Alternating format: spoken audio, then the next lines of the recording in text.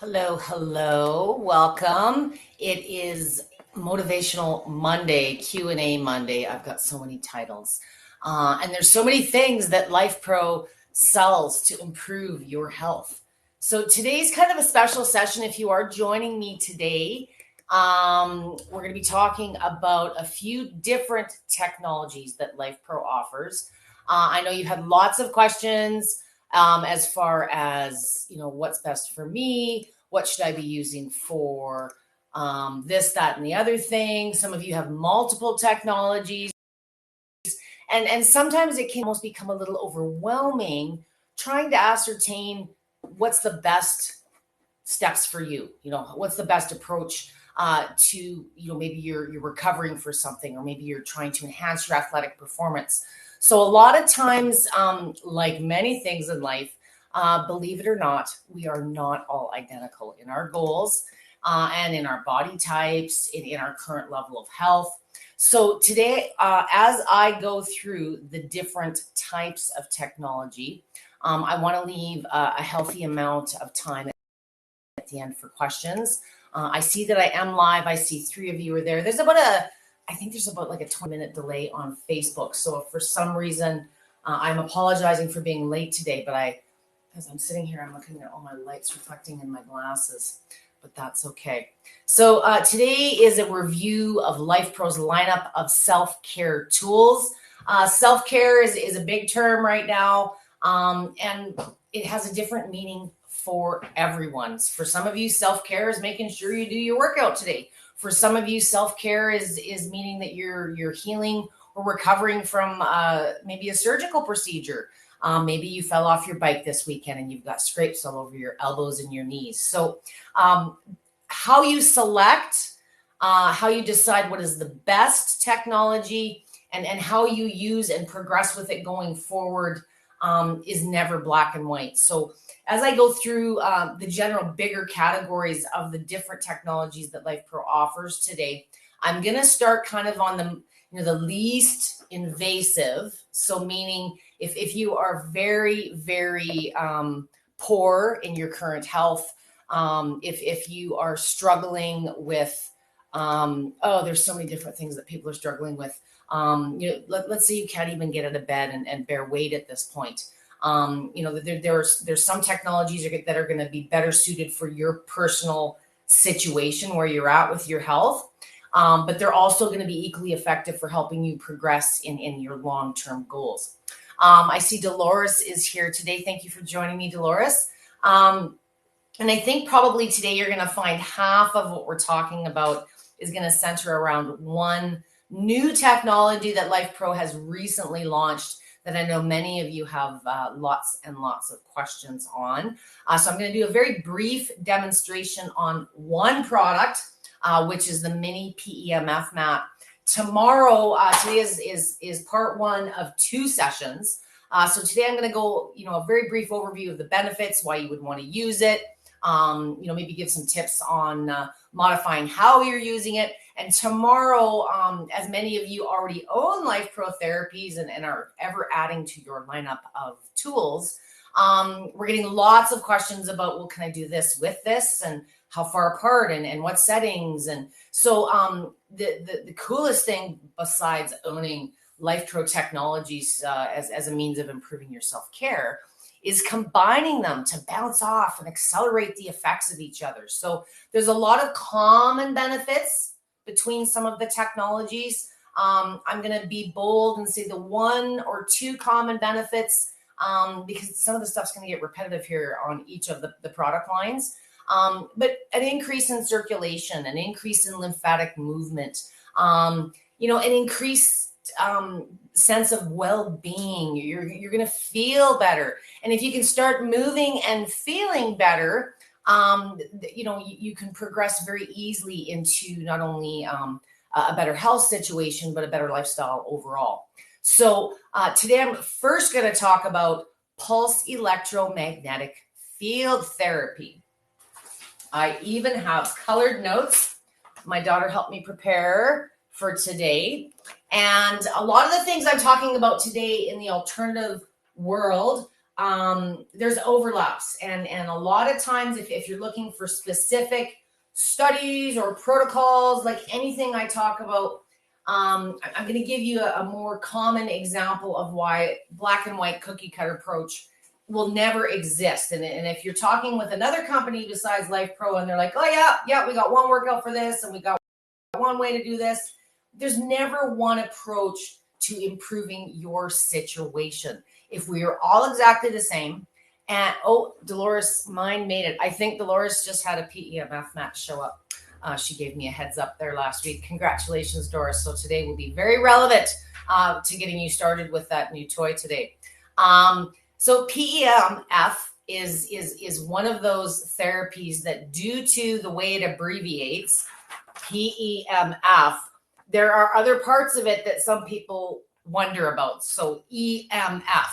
EMFs are not the same as PEMF, although PEMF does generate EMFs. What I'm talking about is the difference between electromagnetic field therapy, which is what we're talking about today, and EMR is actually a better term, electromagnetic radiation. There are many of you that are sensitive to electronic devices. With sensitivities, where you're maybe exposed in an office environment to lots of, just wireless devices, or you're around a lot of equipment that requires high power. Some of us, we're an electrical being, and many of the devices and our modern conveniences, emit electricity, even your window fan, every outlet in your house. So it's a very big, very complicated topic, but it's one I know many of you have questions about. I have probably 2-3 questions a day. I'm EMF sensitive, and how much, or what's the level that the mat's emitting, or what's the level that the Asana is emitting. If you're truly EMF sensitive, the very best of advice that I can give you is, be aware of your symptoms. Common symptoms are going to be things like fatigue, brain fog. It can be things like tinnitus. Severe reactions can be heart palpitations. So essentially, we all know that microwaves are bad for us. There's a reason we don't stand by it while our pot roast cooks for 10-15 minutes. But there's been a lot of, due to just similar terminology, there's a big misunderstanding about the difference of using some of these devices to improve your health and modify and improve the frequencies of the bodies versus the frequency waves coming from things like routers and cell phones and cell phone towers, and just having too much electricity. As I said, you're an electric being, and we absorb energy. We exude energy, and it's an exchange. And sometimes at the end of the day, that balance leaves us feeling depleted or tired. And we don't always put our finger on what it is, but the best advice I can give you, if you're using these therapies and you know that you are EMF sensitive, reduce the amount of sources. I am an EMF sensitive person. So is my husband. I hardwire everything in my home, including my cell phone, if I'm using it for long periods. I've learned this craft over years of time. But what I can tell you is EMF is more about densification, or having many things that are transmitting. So if you're sensitive to EMFs, or you suspect that you are, minimize the white noise around you. So if you're doing a PEMF treatment, if you're doing a sauna treatment, you're using your vibration machine and you want to have some music through your Bluetooth speakers, don't have 50 other things around you in the house. Don't be standing right beside your router or your booster. So very commonly, it's great that you guys are doing your diligence, because I love these questions. That tells me you're doing your homework and you're looking into these things. But some manufacturers, no, it's EMF free. Anything with electricity that plugs into the wall emits electromagnetic or electromagnetic microwave radiation. Electromagnetic field therapy is a very mild, very different frequency range. It has very different characteristics than let's say what your cell phone is emitting. And I'll just give you an example. Your cordless phone. Most people have cordless phones in their house. I'm going to say the most common is 2.4 gigahertz. The PEMF mat, we're talking hertz, cycles per second, not thousands or millions of cycles per second. So it's a different waveform, completely different frequency. And if you do want to look into a little bit more information on that, please don't take my word for anything that I ever say. I want you guys to do your own research. Science is never settled, ever. If there's no curiosity and there's no experimentation, science doesn't really evolve. So, it's not like, something comes out, PMF mats come out and science does their study and here's the tick list and that's it. And that's how you do it. It's ever evolving. We're all very different. We all adapt to it differently. We have different preferences. We have different body types. Our cells react differently and adapt to these technologies differently. So there's never one perfect path to success. But I'm going to get into PMF a little bit more specifically now, but even with something like PEMF, the starting product, there are some outlined and suggested guidelines in all of LifePro's manuals, but it doesn't mean that they are an absolute. A guideline is a guideline. What your personal tolerance is or how your body assimilates or is affected by technologies is going to be different. And it's important that you be consistent when you're starting any of these therapies. Some of them you'll feel more of an immediate effect than others. Circling back to PEMF, it is what I would consider probably one of the mildest therapies that LifePro offers. Depending on where you're at in your health journey, I tend to not identify, this product or this program is best for this condition. Conditions or diagnoses very commonly have overlapping symptoms. So maybe you have MS, maybe you have heart issues, and maybe you're a trained athlete. All of these, suffer from muscle soreness from time to time. All of them suffer from fatigue from time to time. So I prefer to talk more specifically about symptoms. If you are currently under the care of a doctor and you are under a treatment plan and you are taking any medications whatsoever, you have metal implants, we're going to go over these specifically, but it's always best practice to just have a conversation with your doctor, your care provider, whether you're looking at using these devices from a self-care perspective or for athletic training. Your individual goals and needs can all be enhanced with these products, but your approach and how you get to the finish line is going to vary based on your own tolerances and your preferences. At the end of the day, you're going to use what you like. So sometimes the differences between these technologies is just variety. You like this better than that. So with the first product I'm talking about today, the Pulse Electromagnetic Fields, what are Pulse Electromagnetic Fields and why on earth would you want to use them? Well, it boosts your body's natural energy to support recovery processes, relieve chronic pain, and improving its ability to function more effectively overall. PEMF devices generate a very mild magnetic wave, a field that you become a part of. And at different frequencies, there are indications of different benefits. Again, research is ongoing and has been for years in many of these technologies. And, I hope science and you as users remain curious. The more you experiment, the more we study, the more we uncover, many of the benefits we don't even realize or haven't validated yet. Magnetic fields can help increase electrolytes and ions, naturally stimulating electrical changes at the cellular level. I said we're electrical beings. And this elevates our cellular metabolism, helping them function more efficiently. So it helps your cells perform whatever their job is more effectively.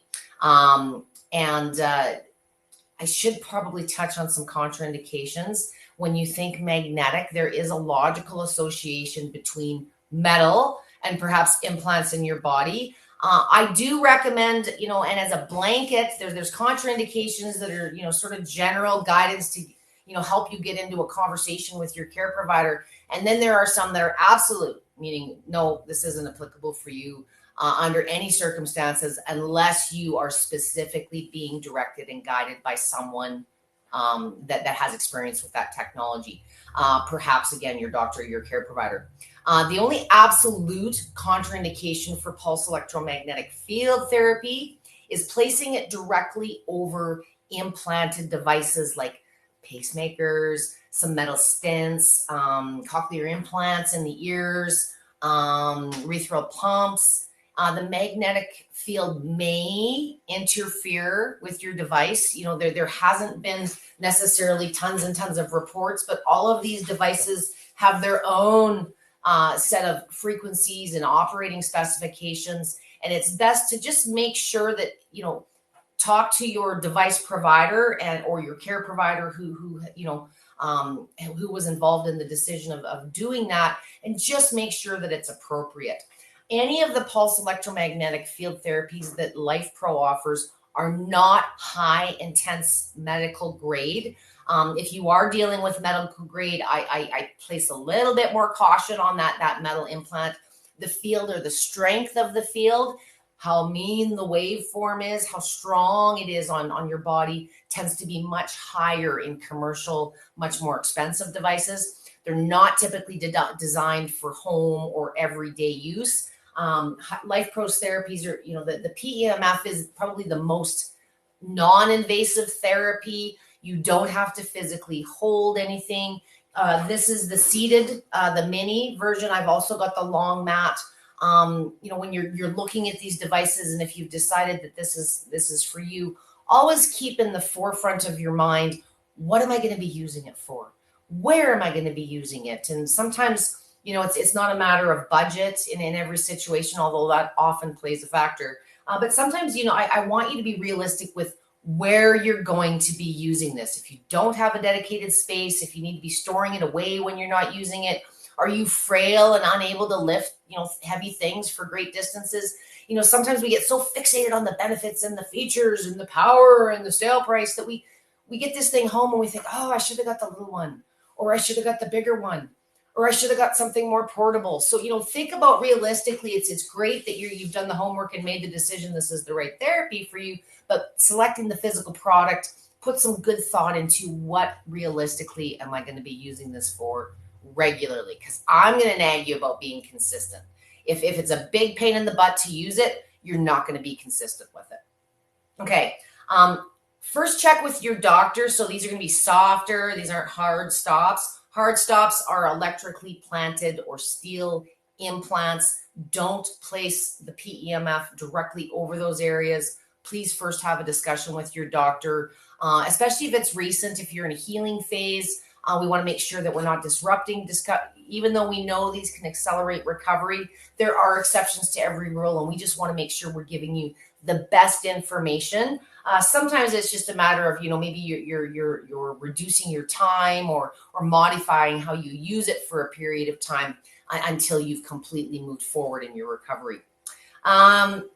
Okay, so if you are pregnant, there have been no established safety parameters for pregnant women. They're not doing scientific studies on pregnant women for many things, but it's always better to be assumed safe. So if you do not have experience with any technology, but we're talking right now about PEMF, if you do not have prior experience, if your body has not been adapted to this technology, please speak with your doctor. I don't know what may or may not be going on with your pregnancy or your nursing, or, so if you're a new mom, if you're expecting, not saying you can't use PEMF, maybe there's ways you can modify and use it for certain body parts. But I would have that discussion with your doctor, your care provider, just to make sure it's appropriate for your personal situation. And as I said a little bit earlier, I do want you to be extra cautious. Perhaps you want to try PEMF out first, and you're going to a facility in your area that offers a commercial version. Metal implants, dental implants, mechanical heart valves, anything, metal stents, metal staples, perhaps in blood vessels, the magnetic, some of these things can be not so much the metal itself, but as the muscles or the connective tissue around these areas are stimulated, sometimes you feel like the pins and the needles, or in some extreme cases, there may be sharp pain. Maybe you're still a little bit too soon to be stimulating certain areas of healing. So make sure that if you're going to visit someone, you ask those questions, make sure they're aware of any existing conditions that you already may have.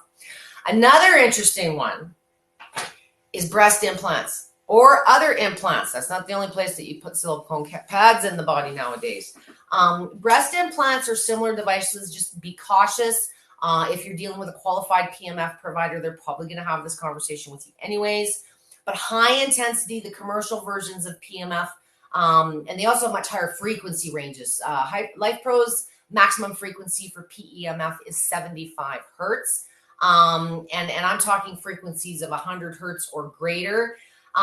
There's not tons of evidence, but as I said, science is always evolving, as is experience of users.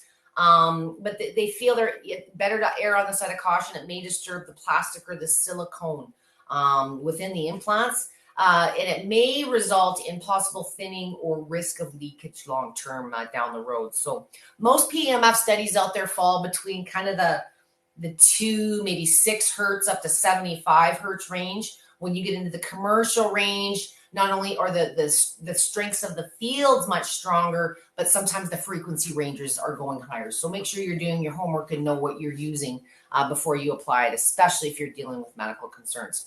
So what are the benefits of PEMF? I talked about at the beginning some of the general benefits of all the technologies we're talking about today, but specific to PEMF, it's probably the laziest, most passive way to get things going with the body. So if you're a caregiver, if you are way, way, way below baseline and you're barely bearing your weight or you're not able to at all, what's nice about the pulse magnetic field therapy is you simply need to lay on it or sit on it.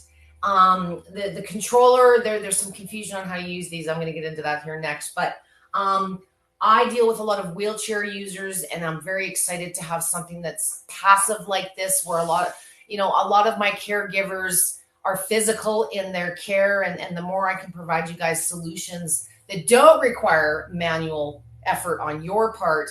And this is something for tomorrow's session, this is a great tool to combine with other more active self-care tools and therapies you might be incorporating as well, which we're going to touch on briefly later in the session today. So it reduces inflammation and pain, swelling. Sometimes short term you might see increases or decreases, but consistent conservative use is you're going to notice an improvement in those types of situations. It boosts the body's natural recovery process. PEMF is also there's been a lot of FDA studies on how it stimulates the reformation as well of bone density. So there's a lot of study and validation for using these for fractures, breaks, just accelerating your situation if you are dealing with osteopenia, osteoporosis. So this is, if you're very, very frail, you're very, very far down that hill of digression, PEMF is a very mild. You don't really feel too much necessarily going on, although there are some indications I'll briefly move on to next. But it's sometimes when you try something new, if there's too much of a reaction, or if I don't want you to feel intimidated. If you're caring with someone or you're someone that's not terribly active, you deal with a lot of chronic pain. Pain brings fatigue and poor mental health and so many other things. This is a very mild, everyday therapy that you could use to start just, restoring your energy, especially if you're dealing with chronic fatigue and you're just done towards the end of your day. This is a great tool to consider just using in a passive way. It doesn't take a lot of effort, doesn't take a lot of thought. Okay. Common starting things with PEMF.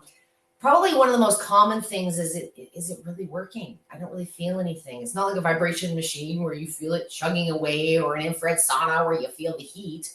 This is a little bit different because it is passive, because it is a mild therapy. Keep in mind, a lot of the reason you guys are looking at using this, it has taken you time to get into this situation. So there's no miracle pill overnight.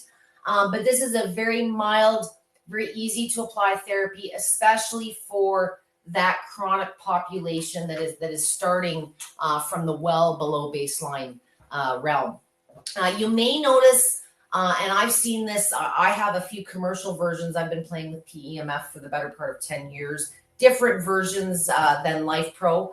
But you know, the first thing I noticed, I had a really bad, I wouldn't even call it a sprain. I've got a bad knee, and I overdid it is what I did. And it had presented some swelling and a little bit of stiffness. And I was just experimenting at the time with PEMF. And I did find there was a little bit like a tingling, or it felt like, you know, someone was just sort of tickling me in the area of the deficiency. So that's not uncommon. You may also notice a similar sensation in the areas that lack sensation. You may notice an improvement. So for those of you dealing with whether it's the feet, the hands, you know, maybe it's just poor circulation and you lose sensation in the course of the day. This is a very mild stimulus that's for us and improve stimulation, so sensation. But while you're doing the treatment, you might notice that little bit of a pins and needles or a warmth. You may notice a change in how it feels during the course of the treatment. What else? You may also feel that in other areas like scar tissue. You've got some pinched nerves. If you do have metal implants, it's not uncommon. It's kind of like when you go to the dentist, and you know how you can feel it, but you can't really feel it. Because metal implants are not soft tissue or bones, how some of these therapies, you know, as they pass through your body and do their work, it's going through the metal differently. And it's not something to be concerned about. I just want you to be aware that around that area, you know, if there's been healing or incisions, as I said, there may be nerve damage, scar tissue, and this thing's trying to rejuvenate and repair those cells. So you might feel that little tickly sensation. Why are all these LifePro videos backwards? I think during the live, it might be. Thank you, Marshall. I'm just noticing that now looking at my sign. But I think on the recorded version, I think it's just the app while I'm doing the lives. My apologies. So all my stuff is backwards here as well. Hopefully, I'm pretty sure once the recording runs, things will come through. This is probably just the app that I'm coming to you through. Thank you, Marshall. I've meant to bring that up before myself, and I had forgotten. What else can I tell you? Common starting points with PEMF. Please be conservative with any of the therapies I'm talking about today. It's not uncommon to feel a little better, to get a little more energy. And especially for a lot of my moms out there, what happens when you're feeling better and you're energized? Well, especially this time of year, you go mow the grass and you do the dishes, and you tend to overdo your normal task load that you would have performed during the day when you're feeling better. So give these therapies time, especially starting with this, the mildest of the therapies that LifePro offers. Give it time to take effect. Give your, you know, we're regenerating at the cellular level. So these things are going to take a little bit of time. And what I don't want you to do is do too much just because you're feeling better. I'm sure a few of you can relate to that. So you have a good day, energy's up, strength's up, balance is there, and you go do a whole bunch of other things, and then you pay for it for the next day and the day after. So moderate, you know, use accordingly. Don't overdo it. You don't need to do max time every time you use this therapy, but do be consistent with your approach. And usually after about 2 to 3 weeks, you'll start noticing the energy levels are sticking around, the circulation, the swelling, whatever it's been helping you improve, the improvements tend to start sticking around versus having the swings between sessions and so forth. One thing I did want to touch on briefly today, because it has been a big point of confusion specific to the PEMF, is what this is. I did do a video, a couple of videos last week as these products were launching. For those of you that use pulse magnetic therapies now or have in the past, you're probably familiar with what I'm about to demonstrate.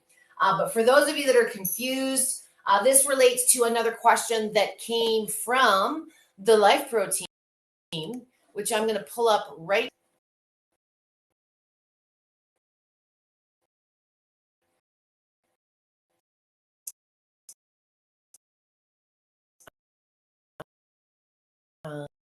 Just a moment.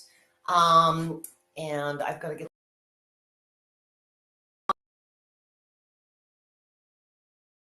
What this is this is PEMF, not unlike infrared. It's one of as like the pins and needles or the itchiness or the pain reducing. Working is it, maybe you're using concerns. This mat has two functions. It has PEMF that also offers infrared therapy, or you can combine and get kind of the two therapies in one, which is a brilliant combination for those of you that are looking to save time, which is a reason a lot of you are looking at these. So this is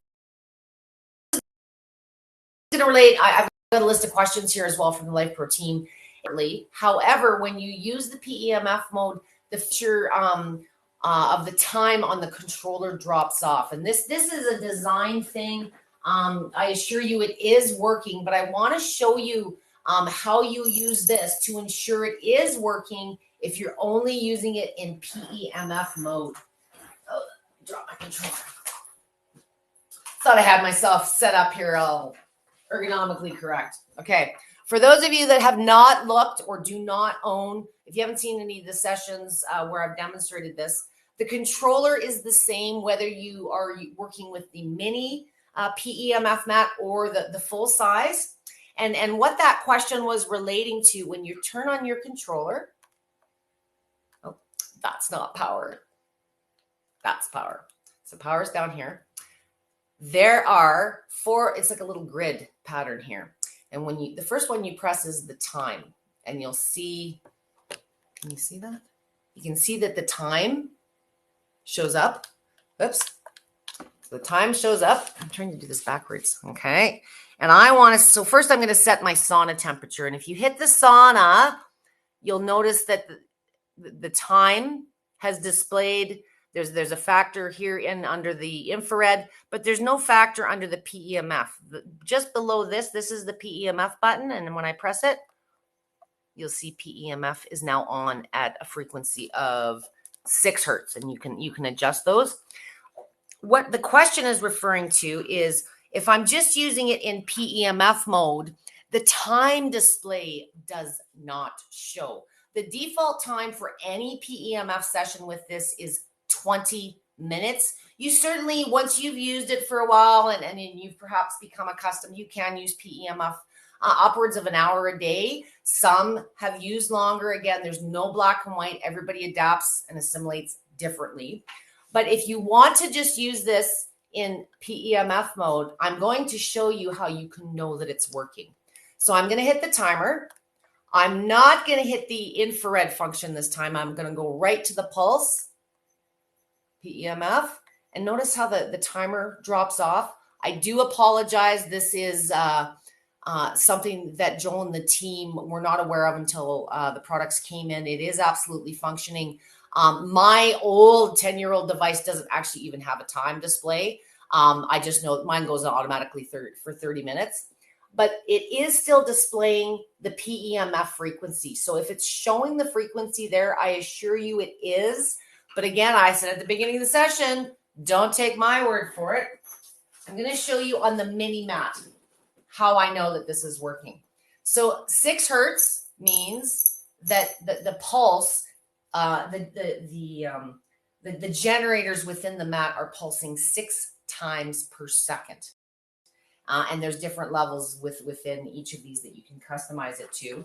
On the mini mat, there are 2 source point connections. Those are the areas where they generate and are emitting. Field has about a 6-inch, anything I've read or anything I've worked with usually has about a 6-inch radius. So from here, you've got about 6 inches and 6 inches this way that it's creating that field. But I'm going to show you while it's running. There's one in the mid back on this, and there's one in the seat. And all you do is take your little tube with the silver bead, run it down the middle. Can you see that and hear that? Okay. So you know that right now it's bound. I've got it on a lower frequency, so you can see that it is in fact, if I pull this away, okay. So that's how you know that it is in fact working. I apologize for the little glitch in programming. I personally, I like combining. Tomorrow's all about combining. But what I love about this mat is I love heat. I'm a heat worshiper. Maybe not so much this time of year. We're in a heat wave up here in Canada right now. But I'm a big fan of PEMF. I actually like using my PEMF to deplete and wash away my exposure to too much electronic stimulation throughout the course of the day. Grounding is another good technique for doing this, but I've been using PEMF that way for years. So the fact I can combine this with my infrared means I can get 2 treatments done at the same time. And what I'm really loving about the mat, and yes, you're supposed to keep it to 60 minutes a day, but I'll admit my sciatic was killing me yesterday. I've been doing a lot of writing, sitting at the computer. So after sitting on this thing for a session at my desk, I carried it over to the couch and laid down and just kind of tucked it right under the back of my thigh, right down to the ankles, just to give the legs another little bit of extra attention on a slower frequency. So it certainly helped me relax for the evening. So I just wanted to clarify that if you're looking at the larger mat, you get the same little test bead in with the large mat, but there are 4 source point connections on the large mat. And again, as I said, if you run it down the middle of the large mat,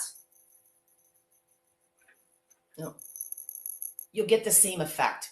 So on the large mat, there's going to be one between the shoulder blades, one at the lumbar, one just at the base of the spine, and one lower down on the legs towards the feet. So you'll get this to register in 4 connection points on the bed and 2 on the mat. So again, I just want to make sure everybody sort of understands, for those of you that have this product, when you're turning it on, if you want to just use it in PEMF, you'll see that the PEMF has been activated and it is generating frequency if you see this highlighted. The time is a default of 20 minutes. The next question I know you're going to ask me is, well, if I'm doing an hour and I'm doing my sauna or my infrared and I want to do another PEMF session, can I just hit the PEMF again? No, it does limit you to 20 minutes per session. So in theory, if you did want to do 40 minutes of PEMF or 60 minutes of PEMF, and also combine it with your infrared, you could do 3 back-to-backs of 20 minutes while you're doing your infrared session and that timer is going. Once the PEMF has run out, you cannot restart it during that same time cycle. So just start it again if you want to get another 20 minutes. And just be cautious of the time on the infrared. I don't want to be putting you to sleep too soon on your first session. So I hope that clears a few things up on the PEMF. And as I said, we're going to probably talk a little bit more about that today than the other technologies, simply because it's newer. It's so passive that, there's not, that immediate physical impression that you may be accustomed to with some of LifePro's current tools. I want to move on to light therapies next. Probably the most questions of all ever that have come into LifePro are related to light therapies. I'm moving on to that next because it is the next least invasive therapy that LifePro offers. So PEMF, you've got the options of pulse electromagnetic field therapy and infrared. The bigger category of light therapies is specifically, we're going to break down into 2 kind of subcategories. So we've got far infrared and we've got red light, amber light, blue light, purple light, pink light, whatever the color may be. The bigger name that I like to refer to with that is the visible lights. So the lights that you can see versus the lights you can't see. And not unlike PEMF that we just discussed, infrared is one of those technologies you cannot see. It is a very small spectrum within, of course, the sun's larger spectrum of light, but it's below or it's above the visible frequencies. So how do we know that infrared is working? Infrared represents itself in the form of heat. It's that warm heat of the sun. If you've ever gotten into your vehicle on a cold sunny day, the temperature is often quite nice and warm in the vehicle versus outside, or perhaps the shade is nice and warm. That is your infrared. And far infrared tends to penetrate deeper below the skin surface, certainly benefits to the skin surface itself. But infrared is going to it's going to be better for those deep chronic issues, the joint pain, the digestion, expediting healing. I'm going to stop going off script and stick to this because there's just so many benefits. Again, common benefits to infrared, like all of the technologies today, is, the given circulation, increase in lymphatic movement and flow. It's going to leave you feeling relaxed, better mental health, helps de-stress. So while you're using infrared technology, has just as broad a spectrum as the light spectrum itself. So infrared, let's start with who can and who cannot use. Let's get into some contras. I will say boldly with infrared, again, if you are not an experienced user, you've never used a sauna before, typically if you have become pregnant or plan to become pregnant, it's not the best time to start anything new. But I know my own experiences, you're gaining weight, you're feeling like crap, you're back. Sometimes there's things you want to do. So if you are not an experienced user of any of the technologies that we're talking about today, I absolutely make sure that you have a discussion with your care provider first. So if you are pregnant, suspect you may be pregnant, or if you've recently given birth or are breastfeeding. An infrared sauna is a nice relaxing therapy, but it does stimulate the immune system. It brings on the sweat. I don't know if you're dehydrated or if the nutrition is there. So we want to make sure for you and the health of your baby before you commit to, I'm not saying you can't try a sauna, but common sense applies. Long-term, if this is something you're dreaming about sweating in for an hour a day, I would have a discussion with your doctor first. Very often when you're pregnant, it doesn't mean that you can't do things, but it does absolutely mean you may need to modify things as your pregnancy progresses. So I always use the analogy, with the vibration machines, because commonly, can I use my machine if I'm pregnant? Well, it really depends if you have experience coming into it. If you've never used certain technologies before, there's all that newbie stuff to go through. Plus, you're pregnant and your body's just different. So you want to make sure that you're giving it the absolute best self-care that you can. And if you have experience, you kind of know what to expect. You know how your body reacts to it, but you very often need to modify. So I always say, you never tell a runner to stop running if she got pregnant, but you may change how you run, the pace, the distance, how long, based on how your pregnancy and your personal health progresses throughout your term. So, common sense applies to a degree, but have that conversation with your care provider just to see. And usually when you're pregnant, we're not so good with the heat thing to begin with. If you have a defibrillator implant or a pacemaker or other heart implant, it's not a no, you can't use it.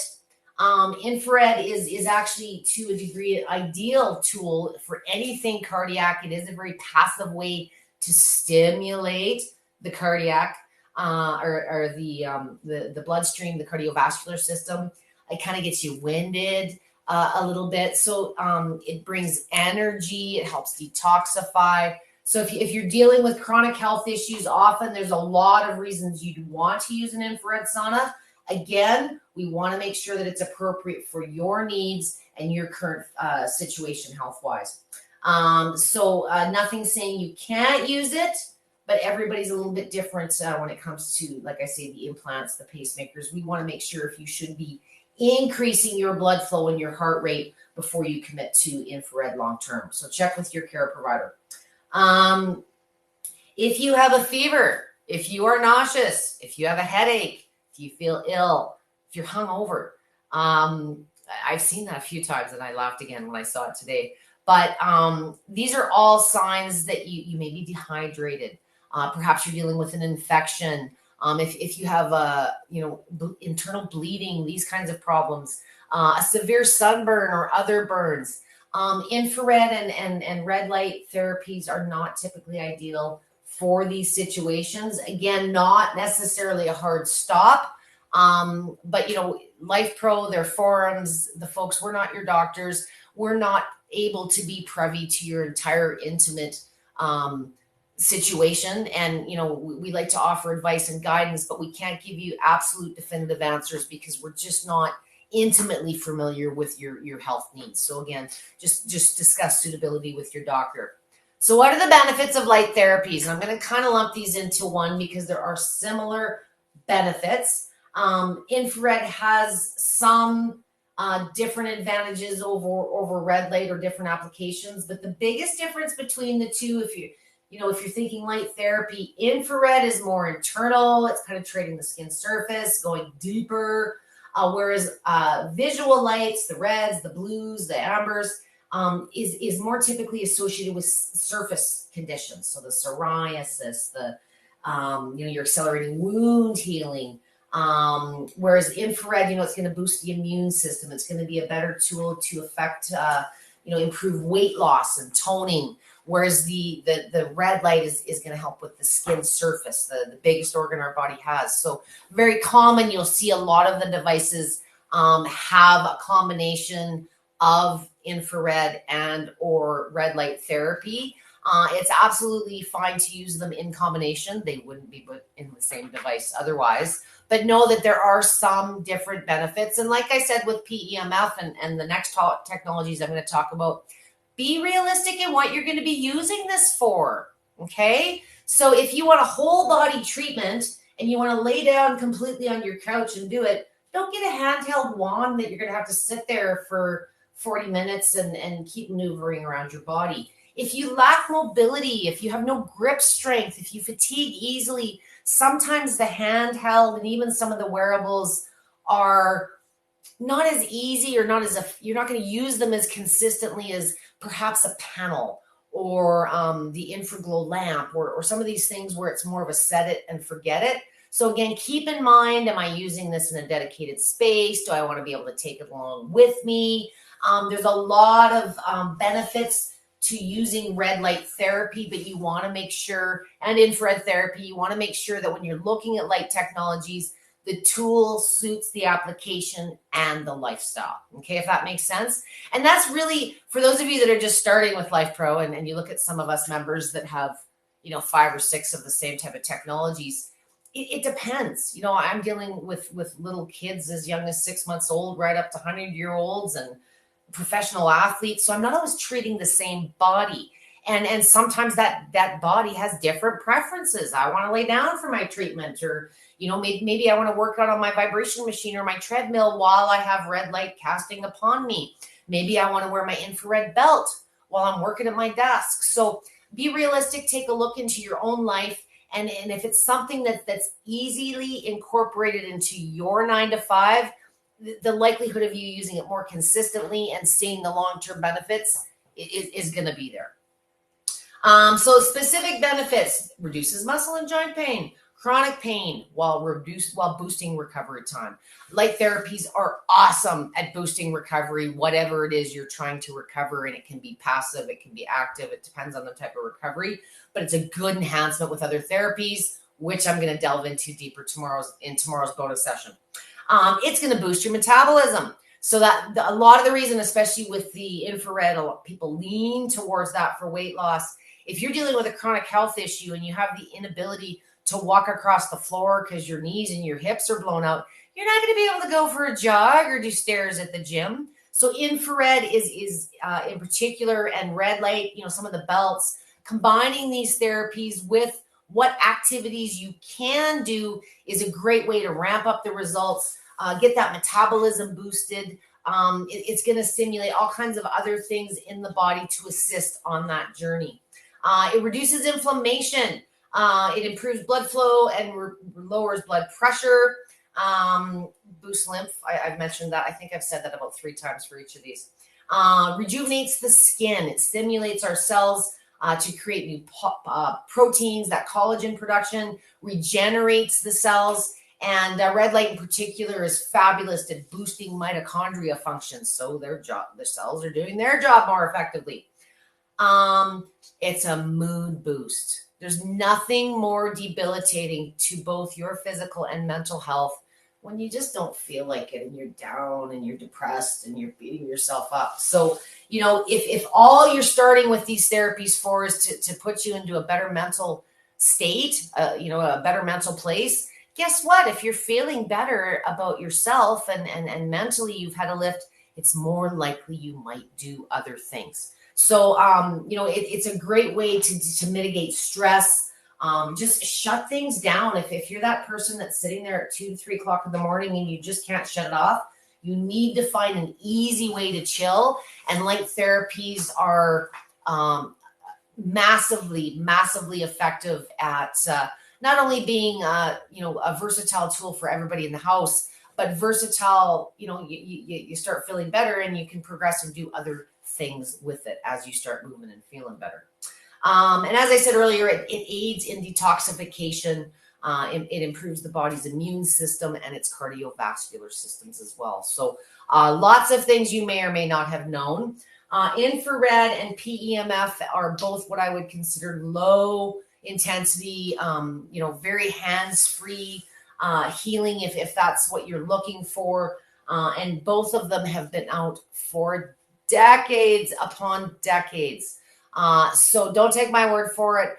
Do some Googling and you'll see there's lots and lots of studies out there. Don't get too hung up looking for specific settings or protocols for either of these devices. As I said earlier in the session, you are unique, and how your body adapts to, how it feels, what your preferences are, it is something you're going to develop over time with a little curiosity and a little experimentation.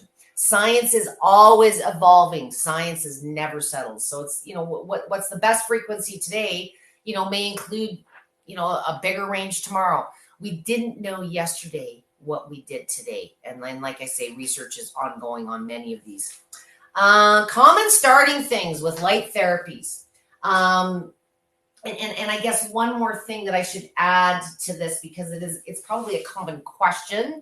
If you are taking any medications that for a period of time make you photosensitive, or treatments, the reason I say that is, sometimes with medications or treatments, it's a short-term thing and you don't really think about it because, when you bought the thing, you weren't dealing with that. But medications or treatments that make you more photosensitive, be cautious, talk with your doctor, make sure that it is suitable. Doesn't mean that you can't use it, but it may mean, maybe you're more sensitive to heat, or maybe your skin is a little bit more photosensitive. Maybe you're overheating a little bit due to some changes you're going through. So you may need to modify and just make sure that you make sure it's appropriate if you're not sure how what the contraindications of your medications could be. So that's just a common one there. Common things when you're starting, especially with the sauna, is fatigue. When you're detoxifying, when you're heating yourself up to a high temperature and chilling out and sweating out pools of sweat, you're probably going to be tired the first few sessions. And the biggest tip I can give you, especially for my sauna users, that even though I told you to start conservatively, you go in there for an hour and you're just done the first time, leave your first or second use to later in your day. Fatigue is a very common side effect, not for any really bad reasons, but your body's adapting to this technology. You probably had a heck of a long day. If you are dealing with chronic issues, you're tired and fatigued from that to begin with. What you will notice is after about a week or two of regular use, you're probably not seeing the fatigue. You're probably starting to see that turn a little bit, where it's boosting energy levels, and those energy levels are sticking around. The muscle soreness isn't as prominent, or it's starting to improve. That's, again, just consistent use. So, and everybody like I say, the rate of change and how they adapt to these technologies is completely different. So if you've had a spook, or there's something that you're unfamiliar with, 9 times out of 10, it's something that somebody else has already experienced. But please feel free to reach out. And if you are dealing with chronic issues, you're under the care of a doctor, again, just make sure that it's appropriate to embark on these technologies. Dev's tips. It's never black and white. Never start out with max time and max heat with your sauna, and don't do max time with your red lights either. you can't really overdo red light. And what I mean, even with infrared to a degree, like, you get to a point where you're sweating and you get out. But with infrared, or with light therapies, your body to a degree only absorbs what it needs. It's not like, conditioning for a run where, you build up your cardio and you need to build your endurance longer and longer and longer. What I will say with your light therapies and your PEMF, your massage guns, your everything, mix it up. If you've been using your treatment at a certain setting or a certain time for a period, variety is the spice of life. The body gets used to anything after a period of time. And we get into a phase perhaps where we're just maintaining, we're not digressing and things aren't getting worse, but we're not seeing the improvements or the rate of change that we'd like to see. We've kind of plateaued. What I recommend, if you have been using light therapies for a really long period of time without taking a break, and you've been diligent in sticking with it, take a 4 or 5, even a week off. Give your body a chance to just kind of reset. And what you'll find when you reintroduce those light therapies, you probably will get as much benefit, but in less time. Your body's adapted now. It knows what it needs. Or change up the settings, the time of day, change something or disrupt, your regular cycle if you've been a long-term user, just to, re-challenge the body, kickstart those changes and keep the progressive good stuff going. So yeah, especially if you're dealing with poor health, many of you say, well, can I go longer than 15 minutes or 20 minutes? Or, I know you're going max time. Just because it's got a preset time doesn't mean that you need to be going max time, max heat, especially if you're dealing with heat sensitivities. I do see your question, Dolores. I'll answer that one now because it's related. Heat is good, but there are some individuals, especially when it comes to infrared. So this will apply to the Pulse Electromagnetic Field mats and infrared sauna technology. If you don't have good heat tolerance, certainly don't start at the max time and the max setting. There are people that have conditions that don't sweat properly, and there are reasons that you want to have that conversation with your doctor. But I have had tremendous success. I live in the world of stigmas, and I hear very commonly, oh, I'm not supposed to use heat with my condition, or oh, I can't use heat with my condition. Yet you haven't seen a specialist in 25 years. How do you know? Things change in the world of science, and you change. So I have a very large support group, and none of them are supposed to be using heat. It's bad, bad, bad. It's not good for their condition. But some of them have been very willing to let me experiment, and some of them have had tremendous turnarounds and find that infrared, it's very different than the steam saunas back in the day or sitting out in the sun itself. And you can control the temperature. So for some clients, it's a matter of just, you're starting at a very entry-level temperature and time, and progressing and building up that tolerance. Sounds just like fitness. You don't start with 50 pounds at the gym. You don't go right for the 50-pound kettlebells. You start at the little ones and you work your way up. How you lift them varies. So again, never black and white. But if you've been curious about particularly infrared heat, and you've been advised, or one time you tried it and it was horrible and you couldn't do it, maybe it's worth revisiting, seeing if there's a facility there. If you have a sauna and you had a bad first experience, pull it out and try it again. Very commonly with any of these technologies, we simply overdo it the first time. We're so excited. We spent time researching and money obtaining it, and we just overdo it. And then we pay the price and we scare ourselves off the next day. Nobody ever died from over exercising. Might feel like it a little bit for a couple days, but you'll survive. What else? Common sense stuff, guys. If you're exposing yourself to light therapies, there's detoxification, we're sweating. Please make sure that you're hydrated, both you and your skin. Especially if you're working on the skin tone, a lot of the skin tone issues I see isn't so much the skin, it's a dehydration or a nutritional issue. Always hand in hand. It's never just any one thing. So if you're not giving your body the fuel and the hydration it needs to accelerate all these processes we're ramping up in your body, you're going to get to a point where you're going to start being dehydrated and you're really, really thirsty. So sometimes clues, if you're 5 minutes into your sauna session and you're dying to take a drink, have a towel, have a nice glass of water beside you, get somewhere comfortable, get some tunes going. As I said, if you're EMF sensitive, reduce other sources and just let your body be subjected to the beautiful therapy you're using to try and improve your situation. If you find after your first few sessions you're really tired and it's not improving, back off on temperature, time, or how often you're doing it. Often, if you are really fatigued, sometimes it's just that initial detoxification that you're going through and you kind of go through a dip. But more commonly, it's not a long session, it's too often, doing an hour every day versus every other or every third day kind of thing.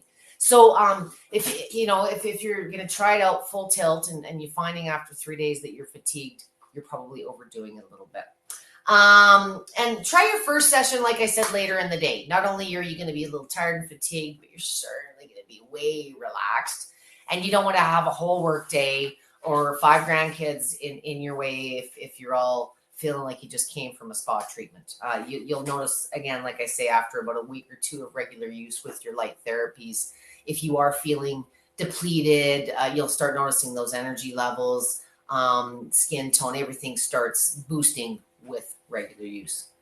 And then, so very briefly, I want to cover another tool that I kind of talk about every week in some way, shape, or form. So I'm not going to get too deep into vibration machines and massage guns, but I am bringing them up as a separate category from the stuff we've already talked about. Why? So far we've talked about pulse electromagnetic field therapy, and we have talked about light therapy, which are both frequencies being applied to the body in waveforms in different ways.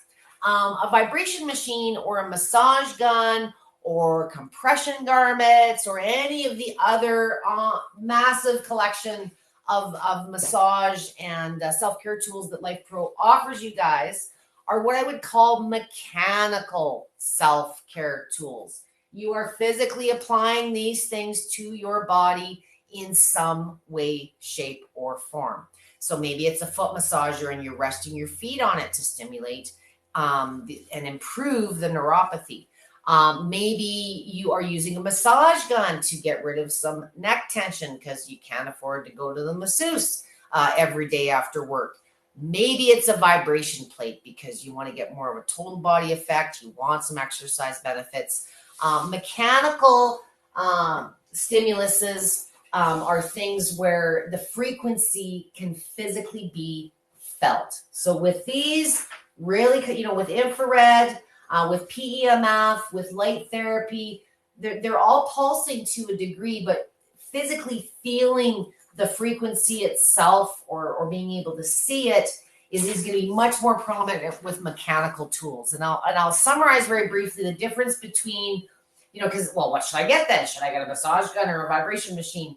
Every tool has its, given purpose. And then there's, how you get creative and your imagination and what you decide to do with it. But the biggest difference between the two, and where I, of course, am biased and feel that vibration machines, above anything else, offer a different health opportunity. Vibration plates are the only technology of what we're discussing today that are weight bearing, where you, the mass, everybody knows the E equals MC squared equation. You bring the mass. The plate brings the movement. And mechanically, this thing's moving you in whatever mode you're using it in, and you are bearing your own body's weight. What a vibration plate is an environment. And the number one reason people struggle with vibration machines is it's more about what the heck you do on them. A PEMF mat or a dome sauna, you kind of just set it and forget it and lay there and do your thing.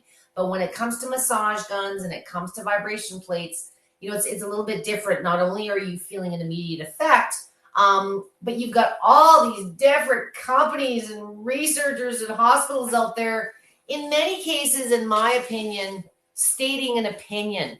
There is no black and white road to success. And I'm going to say with vibration machines and guns in particular, most most companies, LifePro being one of the few exceptions, are only talking about a couple of the factors. Whereas if you understood all the different factors, I think you'd be a little less intimidated. So a vibration machine mechanically moves your body. And there's two very key terms with both a vibration plate and a massage gun, even a foot massager. With a mechanical vibrational tool, you have the speed of the movement, so how many times per second it's moving you or hitting you or buzzing your feet. But the other very, very more important, I can't stress this enough, but the most under-discussed term is amplitude, often referred to as intensity or strength. And what that is so each time that this plate is moving you, how far is it moving you? It's the distance of the movement, or how hard that massage gun is striking you, or how intense the pulsation on your feet from your foot massager or your vibration machine feels. So there is no perfect frequency for any of these technologies. There has been benefits realized at all different types of frequencies, but there's so many different frequencies and amplitudes and exercise positions, science will never validate all of it. And as I said earlier, if common sense applies, it really depends on you. Just because I think this is the best frequency and this, maybe you like it, maybe you don't like it. Mechanical vibrational tools like a vibration plate or a massage gun very much is weighted on your own personal tolerance, how it feels. It feels different to everyone. If you're dealing with a larger body, there's excess weight, you tend to absorb the stimulation in a different way than someone that's underweight or very frail. So understanding how to manipulate the two settings of your speed or your level and that amplitude is really how you control and drive, whether it's a pleasant experience, a challenging experience, or for some, an uncomfortable experience. And the last thing I want you guys to do is be shied away from these amazing technologies that you did all this homework on just because one little thing you forgot. So on a vibration plate, and I've done a bazillion, how-to videos, but the biggest advantage that it has over other self-care tools globally, it's not just a LifePro thing, is it brings the advantage of offering weight-bearing exercise benefits. So let's start first of all with consulting with our doctor. If my contraindications are going to vary from LifePro's contraindications, they're going to everybody when it comes to contraindications, they're not an absolute. They're often recommendations, and they're often based on what the manufacturer providing you this technology has the experience to support. There's a lot of companies out there selling devices, but they don't all offer training and support. That's what personal trainers and doctors and therapists are. But LifePro is amazing, but in some respects, the expectation of support and help in using these devices is up here because you know what? They're one of the few companies out there that offer it. I work for a lot of different manufacturers out there. Some of them are the best in the business. They are the medical devices. But it doesn't mean that they're there to hold your hand and teach you how to use these devices. So take advantage, first of all, if you are looking at a vibration machine or a gun, there's lots of resources, and I'm going to highlight some of those because it's really where people struggle with vibration machines isn't, it's not the benefits, it's not the settings, it's not which machine is best for this or that. It's we don't know how to exercise for purpose. Most of us don't go to the gym and lift weights and have a routine or a program. Many of us are very active and in very good athletic shape or great health, but it doesn't mean that when you get something like this tool that simply accelerates floor exercises while offering more benefit in less time, that you know what exercises you should do for your scoliosis, or what's the best exercise for weight loss, or what's the best exercise for my recent hip replacement. That's where we struggle. And that's why you come to these pages and say, well, what's the best machine for this? Or what's the best setting for that? Because we don't realize it's not a setting. It's not a model. It's you, where you're personally at in that moment in time, your tolerances. And, often you need a little direction as to what exercises, stretches, whatever they are to be performed on the plate best align with your goal. So I'm gonna encourage you to invest a little bit of time looking for what might specifically be best for your situation. But a vibration machine basically does everything all of these other technologies does, but offers you also the benefit of weight-bearing physical fitness gains. But that doesn't mean everybody likes it. I can't make you do it. I can give you all the tools. I can give you all the programs. I can give you all the tips, but I can't make you step up to that plate. So keep it short, keep it sweet. If you are not an exercise guru now, like anything else, start conservatively, start feeling better, start moving better. If you haven't hit a gym or ever worked with a personal trainer in your life, that might be a good place to start. Just to get some foundational exercises or a bit of a structure to a program.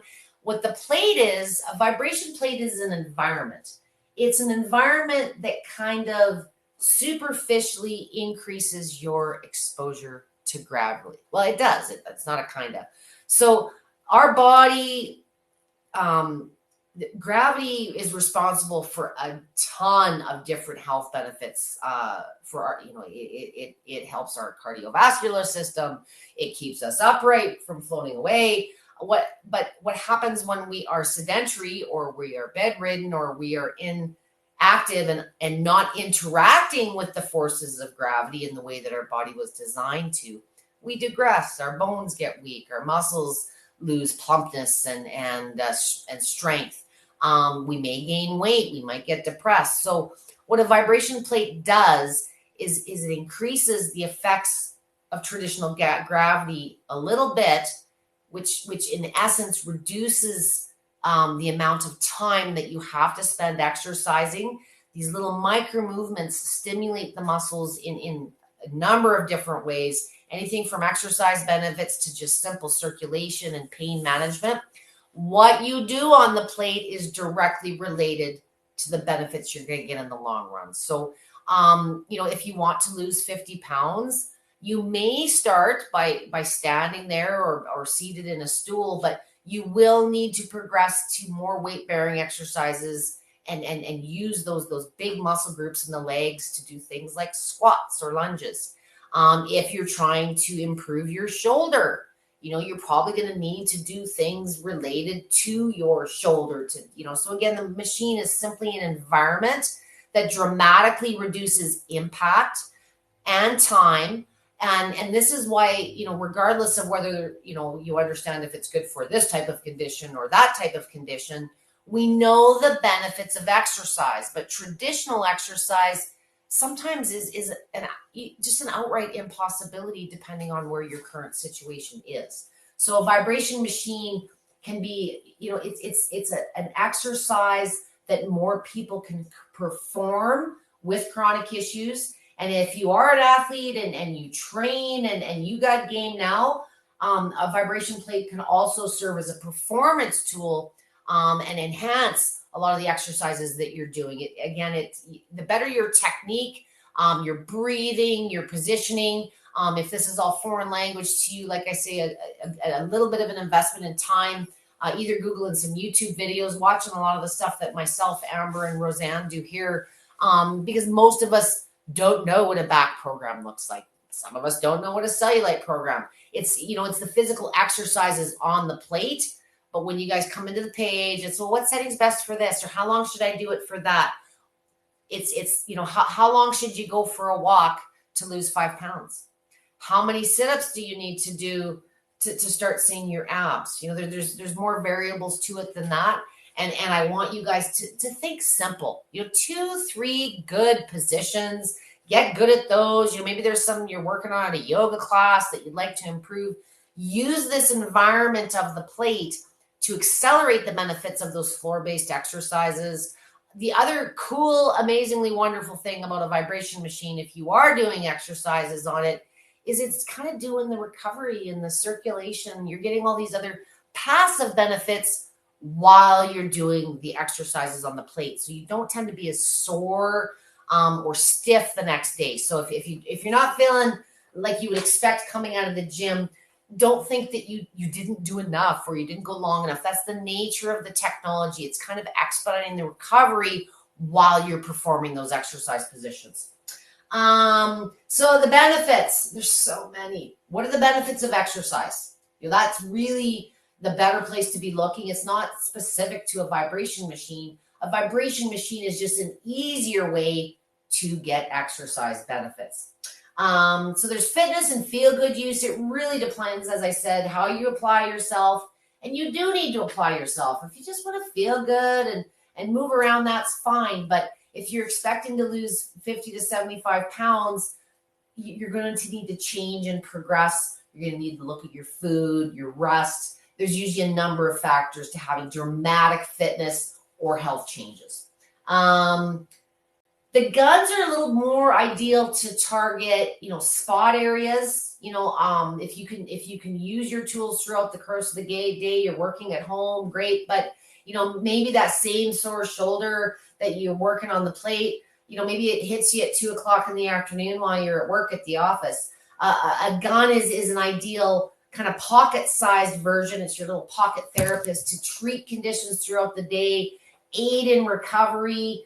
Just boost circulation on the go. So, I like using my gun while I'm sitting on the machine and doing my lazy stuff. I'll get into some combinations a little bit deeper in tomorrow's session, but it's just a different mechanical vibrational tool. It's not going to give you the fitness benefits that a vibration plate does, but it's a different thing. And again, if you're looking at something just to treat pain, something you can carry with you on the go, you're looking to treat specific areas, maybe a massage gun is the better stimulus for you. If you want a combination of both, or you've got a vibration plate now, but you're finding, you're limited in when you can use it, or you'd like something to complement it with, I think you really should consider a massage gun as well. So massage gun, as far as the operating frequencies, the amplitudes, I mentioned that earlier in this portion, are very similar. A higher amplitude on a massage gun means it's got a harder hit. The speeds, most of LifePro's, they're very generous with their speed ranges. They've usually got 4, if not 5 or 6 different speed levels. And with a vibration machine or a massage gun, before you get started, it's not what you think it is, and it's not what the guy at the trade show told you. Please, please, please take advantage of your getting started videos provided through these groups. And with a vibration plate, there's a simple how to get started guide included with it, just to get you, whether you are a top athlete or you're getting off the couch for the first time in 20 years, get into good habits early. And if you're consistent and you take our guidance in how to use these tools, it's easier for us to support you when you have a setback, or if you want to progress and want to know how you should move forward. If everybody's starting in a completely different place and winging it and doing their own thing, it becomes frustrating for you, because I'm going to ask you more questions, but it becomes easier for me to support the masses, if you will, because everybody's starting in generally the same way with these tools.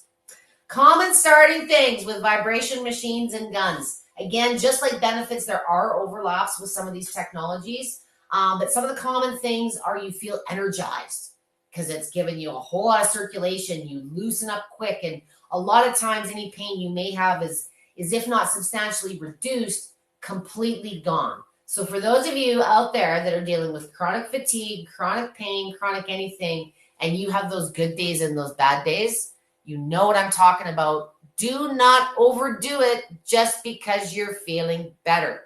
Give your body a week or two to get used to it. See what feeling overdoing it does, or not enough. You can always add more sessions or time later. If you are overdoing it, you tend to start feeling a little fatigued or lethargic. Your vibration machine shouldn't leave you feeling that way. But the common newbie things are that energy burst. Enjoy it. It's probably the number one reason some of my chronic users use it for like 2 to 3 minutes in little short sessions throughout the course of the day. Same with the massage gun. If you've got a troublesome area, you're lacking sensation or function in the hands or the ankles or wherever, just getting that vibration in that localized area is a great way to manage symptoms throughout the day, and hopefully long term keep them away, and they're not building throughout the course of your day, and you can maybe have a pleasant evening for a change. The biggest common starting thing, if you are standing on your vibration plate, is an itchiness or a tingly feeling.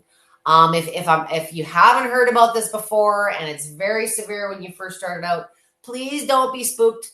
Don't think that you're having some, allergic reaction. As circulation and lymph gets moving, as muscles and joints, the stiffness goes away and they loosen up.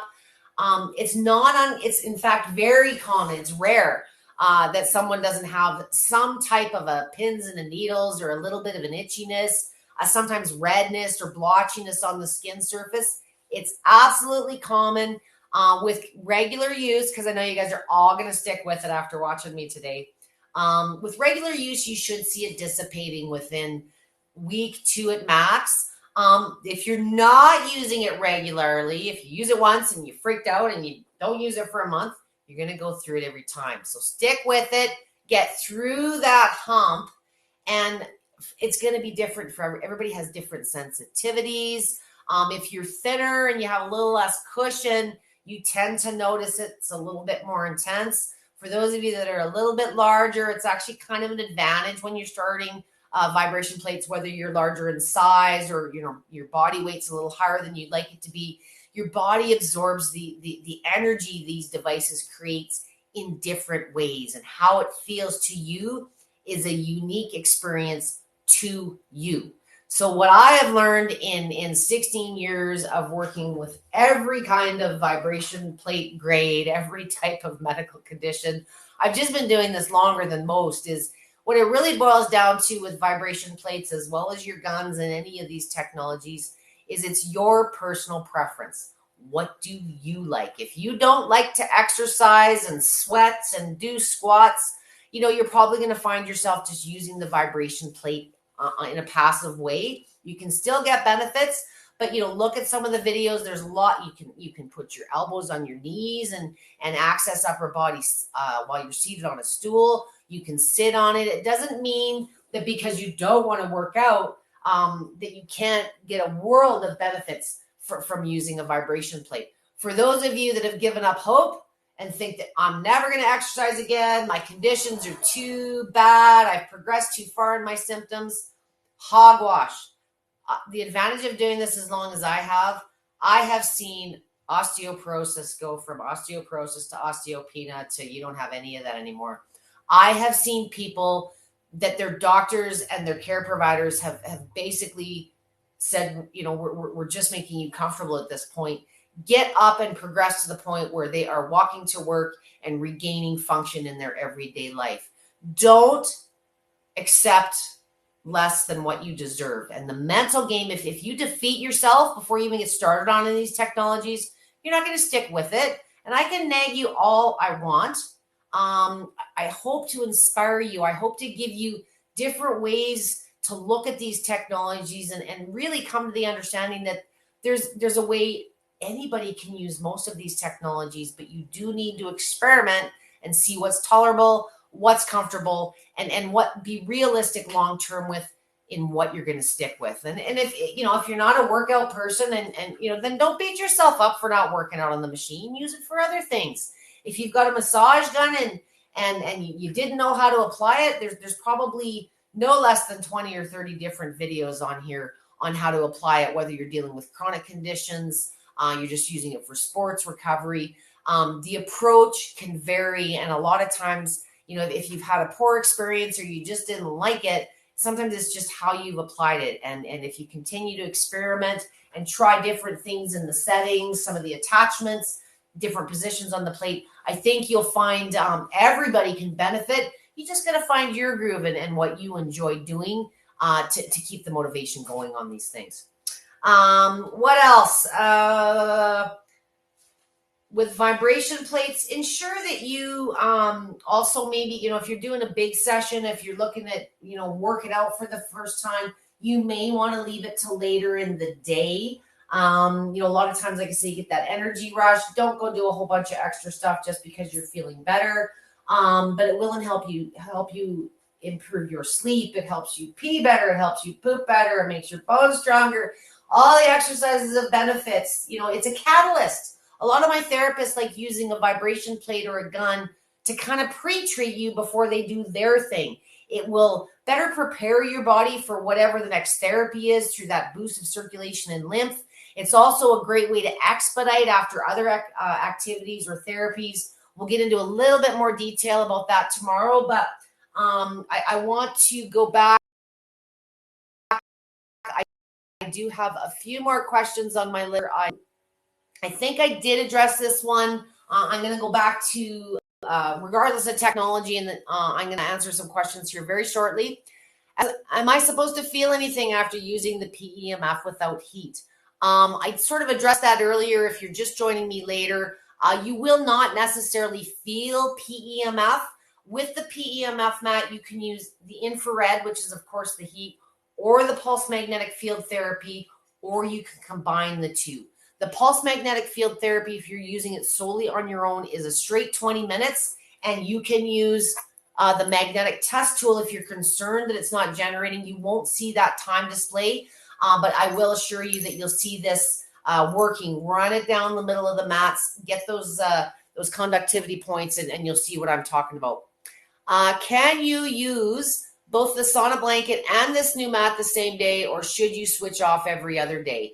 It depends on the function that you're using it with. So, I think what you're asking me is, can I use infrared back to back? You can use PEMF and a sauna back to back. I'll get into some tips on that tomorrow. LifePro's launched the mat with the ability to combine infrared and PEMF. The blanket's a bit of a different experience, but you absolutely could do a PEMF session before or after your blanket. But I would recommend if you are adding a substantial amount of time to your infrared therapy, you want to use you've already been using it for an hour a day, let's say, maybe start with the PEMF, do the 20 minutes on it. Not saying you can't do longer on PEMF. I'm talking as a starting point. And if your body's used to going longer on the sauna, that's very common. You tend to do a longer session in sauna than you do on PEMF. Especially if your goals are weight loss, get into that sweat point, and decide how you want to use your infrared time. One is not better than the other. I think what you'll find with the mats is they're going to have different applications. Maybe you want to use a little bit of infrared for some pain relief in the mat, but you don't want to necessarily have the whole sweat session. So they're, again, different tool, slightly different applications. Why I'm excited about the mats, a lot of my clients that have really poor mobility, range of motion issues. The saunas are great, but you do need a little bit of help kind of getting into them and some people have, just personal space issues, or maybe you're claustrophobic. So the PEMF versions with the infrared is just another way of exposing yourself to infrared. You're going to have to play with it and see kind of what your little combo recipe is. And I'd love some feedback on that once you start experimenting a little bit too. What about using the other red light, like the Riva Red Belt, BioHeal, or Levosol the same day? Absolutely. I said earlier, and I'm going to say right now, a lot of what comes out of my mouth isn't exactly what says in your manual. If we went to the gym, the same workout program isn't going to work for 10 different bodies. So with red light specifically, with your infrared, I keep it to an hour a day. I mean, you get hot. If you've got specific guidance or experience, I certainly do have clients that use their infrared technology more frequently, but you're going to have to play with what your own tolerance is. Keep the hydration and the nutrition levels good. But with red light, I'm not as conservative. As I said earlier, your body kind of really only absorbs as much as it's going to need throughout the course of the day. Anything above and beyond is just, therapeutic use, really. I don't want you overdoing it, but I would suggest if you're using your Leva Red Belt, are you using it for like pain management? Are you using it for weight loss? What you're using it for often determines the time frame, and you'll tend to see those longer durations or more frequent use for the weight loss and the pain management stuff. but I absolutely see no issue. Me personally, again, double check with your doctor. I'm not sure why you're using these things, but I personally have used an infrared sauna and the belt the same day, but I'm using them for different things. If weight loss is the goal, I would say probably the infrared sauna, from a total body perspective, has a few more advantages for the sweat factor for sure, and total body aches and pains. But I like the Aliva Red Belt to kind of target that area. Maybe you're dealing more with skin tone issues. And then it sort of depends. I've also got the dome sauna. So I'm spoiled rotten. I get to use the red light and the PEMF and the infrared all at once. So it can become tempting and easy to overdo it. Like I say, if you're overdoing it, things are going to start presenting more in the form of fatigue. You're lethargic. If that's the case, modify, back off a little bit, put some more time between your sessions. But it's probably, more effective for you if I say you're going to have to experiment. Everybody's tolerances are different. There's no absolute. I don't want to discourage you from using these awesome tools. Wanted to clarify if the heat feature on the infrared has to be turned off or on. I discussed that earlier. If you're just using the PEMF, the time display does not remain on, but it runs for a straight 20 minutes. If you're not sure if it's working, rewind to this, the earlier part of this, and I showed you how to demonstrate so that you know that thing is working. PEMF and the light therapies, you may not necessarily feel a sensation. They're very mild, very passive therapies and ideal for a lot of chronic conditions. Last but not least, is the InfraZen mat the same as the included with the InfraDome? This is probably one I'm going to leave till tomorrow's session. I too am curious, and I don't know why I didn't think about this before because I have both of them.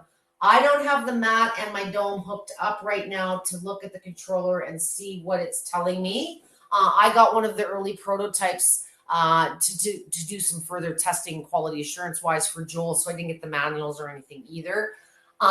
Physically and visually, it is very much the same mat, but how you control the mat is different through the dome. It's part of the main controller that controls the sauna. So it's really slick. It's kind of an all-in-one unit, whereas the mats themselves have just the individual controllers. So the operation is different. But what I'd like to get back to you guys on is I'd like to confirm the frequency. I believe the PEMF mats are more specifically designed to have a bit more adaptability and frequency adjustability, but please do not take that at my word. I would like to confirm that, and I'll confirm that by tomorrow's session. And I'll also make a comment in today's recording for those of you that are watching me now ramble on this point. And I think that's probably, gosh, you guys are probably falling asleep. I've been rambling for almost an hour and a half here. I just want to give you a few more last minute lectures before I get to questions. Please don't introduce everything all at once. I'm getting into more detail on this tomorrow, but if you're just getting on the LifePro bandwagon and you've come to their page and you've fallen in love with them, that doesn't take very long to do. It's easy to get excited, especially if it's like Prime Day or there's a sale and you might get 3 or 4 different technologies. Especially if you're dealing with chronic issues, I don't want you trying everything all at once. I highly, highly suggest if you're using multiple therapies, start one at a time, establish a baseline, give your body time to get assimilated, see what you like, what you don't like. Give it a couple, 3 weeks before you introduce the next thing. The biggest reason I do this, and although it is rare, if something does arise, you're really tired, you're going to the bathroom more than you'd like to, or you're awake all night and you're overstimulated. Sometimes it's hard for me, you say, oh, Debbie, I had a migraine yesterday. And I'll say, well, what did you do? Well, I did my PEMF and my vibration plate and my massage gun and my red light therapy all by 9 o'clock with my coffee because I got them all in the mail today. We have a tendency to get very excited when we get new toys, but I do recommend if you're starting with a bunch of new therapies, if you're already using them and you're just adding on, that's a bit of a different approach I'll cover tomorrow. But if you've got multiple new therapies, introduce them to your body to a degree, one at a time. Don't keep switching back and forth. gives your body needs a little time to, start doing its thing. If you're regenerating cells and rejuvenating them, it's not going to happen in one session. And if you switch gears and then switch gears again, and then you start seeing improvements, it gets a little hard for us to help give you guidance on how to move forward, because you're just throwing darts at a board. So, and for those of you that journal, many of my gals in my group do, document everything. You have good days, you have bad days, maybe you're taking new medications. A lot of times when you're starting these new technologies, especially the vibration plates, I get questions like, I was sick for 3 days. What did you do on the machine? How long did you use it for? What was the setting? I don't have enough intel to understand. And then after I answer all those questions and have 50, 60 questions back and forth, it's, and I started some new meds last Friday. Or, I started a new diet. That, there's other things that sometimes when you're changing your health or you're improving and getting into some of these technologies, we tend to implement other positive changes, and we don't always, you start eating a little better, or you start taking your supplements more regularly. So some of these things have synergistic properties as well. You want to absolutely make sure that you complement anything you're doing for your therapies with good nutrition and hydration. But if you're not so good at it now, and you're changing the food on top of all of this stuff, it becomes a little overwhelming. So document those changes, keep it simple to start. Establish good habits before you start getting elaborate and incorporating a whole bunch of other new things. So like I say, give it 2 to 3 weeks before you look at combining these modalities. I'm talking about that tomorrow. If it makes it easier, start, whichever one you were most excited about or did the most research on, start with that. With the new PEMF mat, I don't think there's any harm in combining the two of those. They're both such passive therapies. I think it's okay. I think PEMF mats are kind of the exception, as is the dome with, if you're using 2 different types of light therapy. But don't mix it up a whole bunch. Just I'm going to do it 20 minutes or a half hour, for the first week, and then see how you feel and adjust and progress accordingly. Often, as I said, you move and feel better after you use these therapies. Be sure not to overdo it in other avenues of your life just because you're feeling a little bit better. Give it some time. We all heal and recover at a different pace. And I don't want you guys overdoing it, because then you're going to blame me and the machines, because that's the new thing. It rarely is. What it boils down to, really, is it what you prefer and what you're willing to do. So again, the biggest advice I can give you, instead of overwhelming you with more facts and benefits and protocols, is what appeals to you. What have you been looking at the longest? And be realistic with, whether you're going to do the work or not. If you think buying a vibration machine is going to turn you into an exercise guru when you haven't gotten off the couch in 50 years, you're sorely mistaken. So, I prefer vibration machines. I feel they bring, over all these technologies, the most benefits as far as versatility. They can bring the fitness and the feel-good benefits. But if you're not an exercise guru, you don't have plans to, or you've got a good thing going on at the gym, or you've got other modalities, some of the other tools, if the benefits are overlapping, I would rather see you invest in something that you're going to use regularly than something that might maybe be competing with what you're already doing or already paid a membership on for elsewhere. So lots of common benefits. Be realistic with what you're going to be using it for, where you're going to be using it, budget, and experiment. That's going to be the biggest success to knowing what works best for you. So pick a tool that complements your goals and where your starting point is. With many of these tools, the ability to progress is a given. But if you're well below baseline, you're very frail, you're dealing with a lot of chronic pain, there's some passive therapies. And in my studio days, here's kind of how the starting order went, because I used all of these. If I had a frail person, someone that's in a lot of pain, dealing with major recovery issues, I typically start with the PEMF, the light, or combination.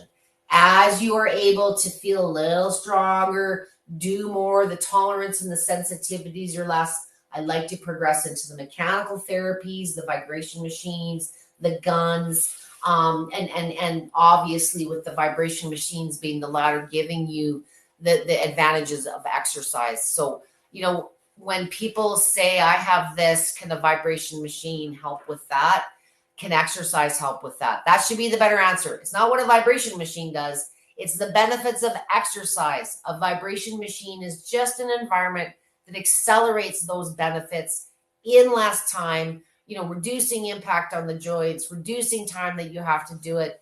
And they happen to be a lot of fun and make you feel pretty good. So it's exercise that is possible, an activity that is possible for more people than perhaps doing traditional things. So I'm going to shut up now because I'm almost out of wind. And I see that I have Diane here. Hello, Diane. Lots of information that I covered today. Could you imagine if I did like the how to use it stuff in today's session too? You guys would be sleeping by now.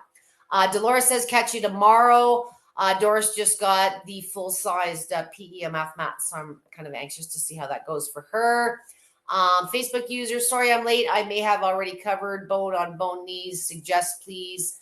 If you're dealing with a lot of pain, I'd go with one of the more passive therapies, perhaps the lights or the PEMF. That being said, most of my clients using vibration machines have chronic issues, and bone on bone is one of them. Understand a vibration plate if you're looking for exercise benefits, weight loss, those type of things. In the long run is probably something to consider. But make sure that you get adequate guidance. It's just a matter of modifying how you use the machine compared to the competitive athlete to cater to those knees. And it's not just the knees. You got bone on bone. It's the hips, it's the back, it's the ankle. It's all those areas that compensate for those that also need attention too. So it's just a matter of modifying. Be realistic on it's not what I think is better for bone on bone.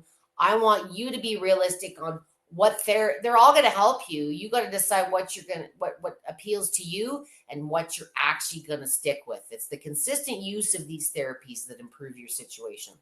Can you use PEMF without clothing? I have. Be cautious. It depends. When you say that, are you wanting to treat, body parts that are normally not exposed, and for what reason? But no, you absolutely can use PEMF without clothing. If you're referring specifically to the mats and you're also using the infrared function, you may want to sit on a towel because you'll tend to sweat, especially if you're a big sweater. But just PEMF alone isn't going to break a sweat. It's not. When I'm using just the mat on its own, I'm in Canada and we have warm days and cold days this time of year. I was using it the other night for my sciatic, and it was kind of cool in the house. I had the air conditioning and everything going, and the tourmaline crystals in the mat. I was just using PEMF, and it was a little bit chilly on my bottom, and I was wearing some short shorts. So I've used it several times without clothing. If you've got any lesions or skin concerns that require, or you've been advised to have covered for any reason, that might be a different conversation to be had. But I've seen nothing that indicates that you need to wear clothing or protective clothing. It's the heat of the infrared and the sweating on your device that you may want to take into consideration. For that matter, there was a question, I don't know if it was related today, but it came up earlier in the group today, and a bit of a debate invoked. Shoes or no shoes on a vibration machine? Depends what you prefer. Are there reasons? Yes. I mean, if you've got some brand new orthotics, or you've got lesions or open diabetic wounds, I may not want you standing on it at all. But I personally, my philosophy with shoes on the machine is we weren't born with shoes. We used to run in the forest and poop in the forest and squat by the campfire, and Nike and Adidas wasn't on every street corner. I feel sometimes with shoes, they've reduced our mobility and the function of our foot because they're catered to in these fancy arches, and sometimes most of us don't have the right size or the proper fit, and shoes long-term can contribute to a lot of foot problems. When you're starting out on a vibration plate, if you do have foot issues, you've got orthotics, I want you to start as naturally as possible for your current situation. I personally, long-term, prefer no shoes, especially when you're dealing with neuropathy or chronic issues. Now, I'm not saying necessarily stand on it and do a whole big workout, but I feel shoes to a degree dampen the stimulation that is received by the feet. And I find it, my personal experience, and again, a lot of this is experience. You've got to be curious and experiment because none of us are the same. But I find for certainly my severe neuropathy, where you're not able to stand, I get much more benefit in just using the feet directly, maybe some socks directly on the plate. Also equally effective if you just have, like, if you get sore feet at the end of the day, fatigue, maybe you're standing and lifting things all day, your feet are squished in those shoes, let them relax, let them spread out, let them do what they got to do. And for a lot of my pediatric users, where there's functionality declines and spasticity and all that, sometimes you're wearing supports and braces. And I'm not saying it's black or white. Maybe it's a combination where you're using and starting, and as you progress, you ditch the supports, or maybe you're doing a bit of both. What I'm suggesting is you currently experiment. If you're just doing it for feel good, it is always a lot better barefoot or with socks. Throw a towel or a mat down if you're a little sensitive, but there is no black or white answer. For athletic training, I think if you're pushing yourself and you're working your positions, I think you'll find it more challenging exercising in bare feet. The feet are forced to do their function. Whereas again, sometimes shoes force you to get a little better grip. They position your feet, and the muscles in the feet and the ankles don't have to perform as effectively because they got the shoes to lean on. So no black or white answer. Again, we weren't born with shoes, and I prefer long-term. For me, I couldn't even get socks on my feet without ripping them with my garden hooves right now. But I prefer bare feet. I think it's better for sensation. I think you better connect with the stimulus. And but for you personally, whoever's out there, just experiment and see what works both for you. There's no study. There's no black and white. It's just experiment and see what works both for you. Hello, Irene, all the way from the pond on the other side of the world. Thank you for joining me. I guess I am running a little late if the Oz and the New Zealand time zones are tuning in and listening to my ramblings. I appreciate you guys being here. I should give you some time for questions. I think I've pretty much answered all of them for here. Does PEMF have more benefits than the sauna blankets, mostly for joint pain? I wouldn't say more. I would just say a different way of obtaining those benefits. So it really boils down to preference. I think where PEMF has an advantage over infrared is for those that just aren't good with heat or aren't as tolerant with heat. So I wouldn't say one offers more benefits than other. I would say it's a little more passive, especially if you're dealing with a chronic issue and really poor mobility, and the heat factor. So it's probably just that if you like heat, I think you'd probably enjoy combining the two together. What's nice about the PEMF mats, if you do have some heat issues and it's something you've been wanting to experiment with, you've got the ability to do that because that's an added bonus with that technology. But you could, in theory, experiment, do the PEMF for a couple, 3 weeks, and then stop doing that and try the infrared and see what you personally. It's not a matter of what's studied, and there's been no studies comparing PEMF to infrared and the effectiveness. There's too many variables.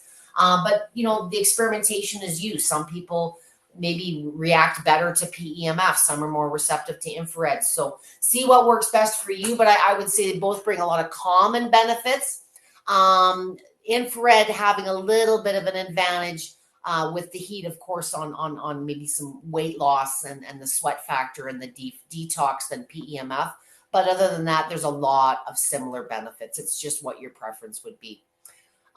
If I'm using the BioHeal device, say on my or near my arm, is it helping circulation everywhere or just the area of focus? I almost want to say that's a logical question. Obviously, if I'm doing this with my hand and I'm massaging my arm, I'm going to get more localized circulation in that area. Not only can you feel that's happening, but you're going to see the redness on the skin surface. But your circulatory system is kind of a return. So if you are treating one area, you tend to have total body effects. What I will say for that is if there's a particular area of deficiency, so if you've got poor circulation in one area or poor lymph in one area, it's not uncommon to treat that one area specifically, but help it out and expand and treat a larger area. So you're increasing circulation in one area.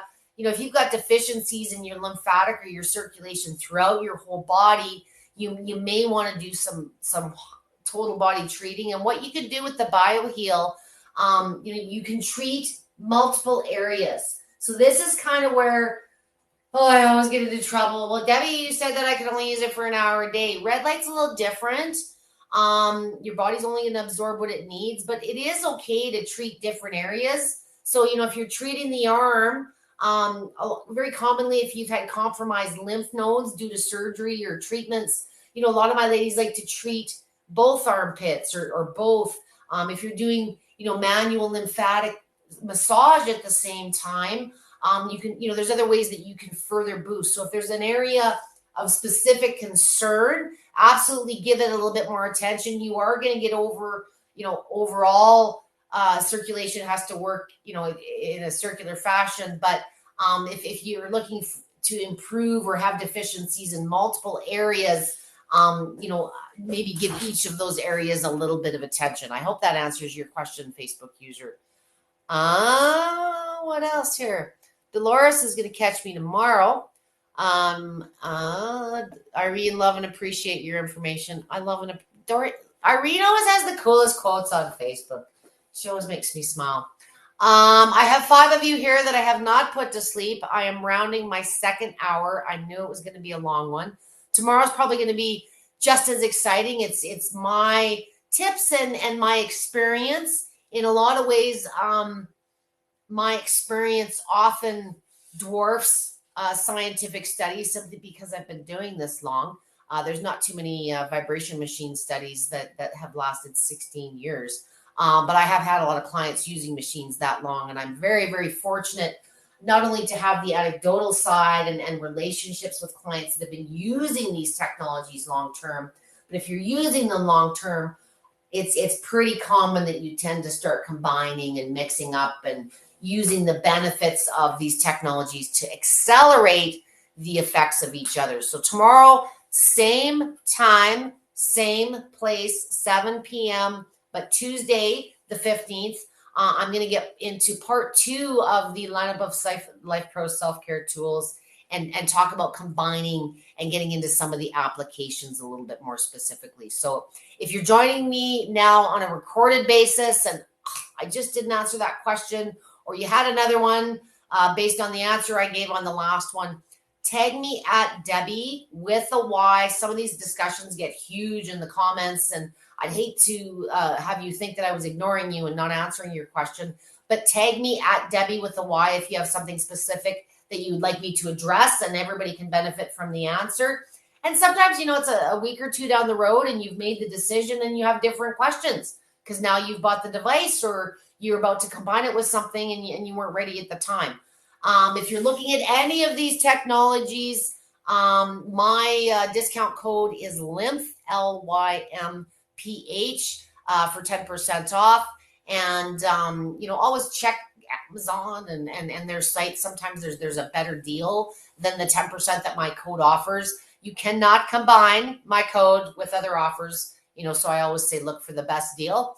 And if you're looking for guidance and support, there are tons of videos here. Simply go into the search, PEMF Debbie, or infrared Debbie, or vibration plate Roxanne, or bone density Amber. Narrow the search down. I think you'll probably find we've done at least 5 or 6 sessions on everything you ever want to know. But I've got my own preferences and my own approach. And sometimes the feedback that you guys give me reminds me of things I've forgotten or things that I haven't done in a while, or how to deal with something that you're dealing with that maybe I'm not dealing with. So never hesitate to ask your questions, and it gives me great pleasure to hopefully have that answer on the fly. But I do ask for patience if there's something I need to look into and I haven't gotten back to you. Also tag me and nag me if for some reason I have missed one of your questions and not gotten you a response. So thank you for joining me today. I'm going to drop my link in the field here later on if you're looking for any of my learning groups by shopping through LifePro, all that stuff. And have a great start to your week. I'll see you guys same time, same place tomorrow, 7 p.m. Eastern Standard Time. Have a great night and don't work too hard. Stay healthy out there.